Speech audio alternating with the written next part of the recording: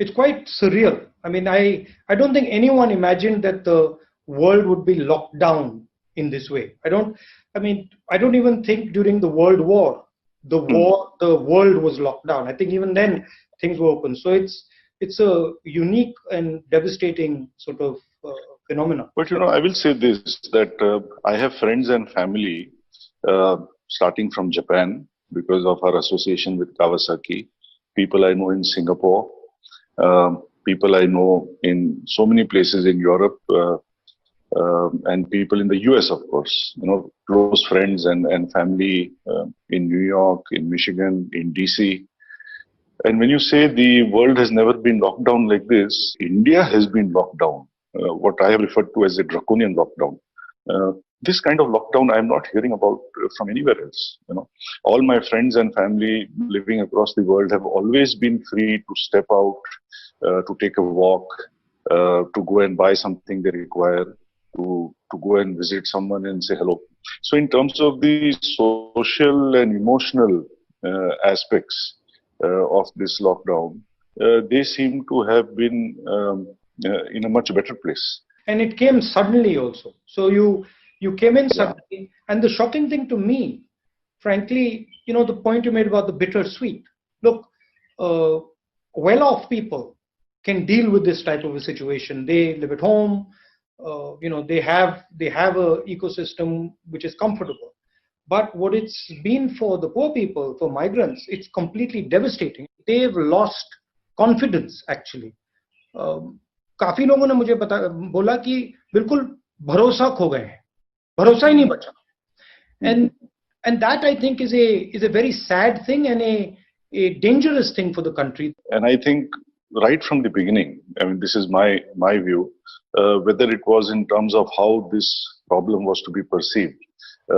I don't understand why, despite being an Asian country, we sought not to look at what was happening east, but we looked at, at Italy and France and Spain and the UK and subsequently the US, which are really not the right benchmarks in any sense, whether it's by inherent immunity, temperature, demography, predisposition to thrombosis, etc. Everything that the scientists and doctors have spoken of.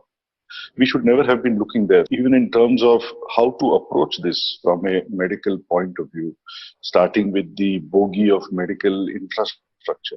We are all aware that there can be no medical infrastructure that can be adequate to combat something like this.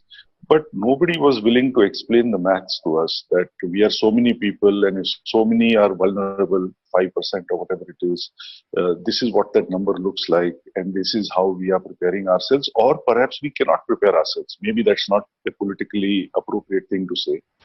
But as Narayan Murthy always says, when in doubt, disclose. I think we have fallen very short of disclosing facts, logic, and the truth. And this has then got amplified and instilled such an enormous fear in people that people seem to think that the contagion is equal to a contagious cancer or something. And now to change the mind of people and bring them back on board and make them comfortable with the thought of quote unquote living with the virus, which seems to be the new narrative coming from government now. It's going to take a long time. What do you feel? I mean, this is how I have seen it. I was speaking to some experts and some specialists, and right in the early days of the lockdown, one of them told me, and which stuck in my mind, which he said that look, realize that the moment you apply a full lockdown, you're changing the nature of the disease.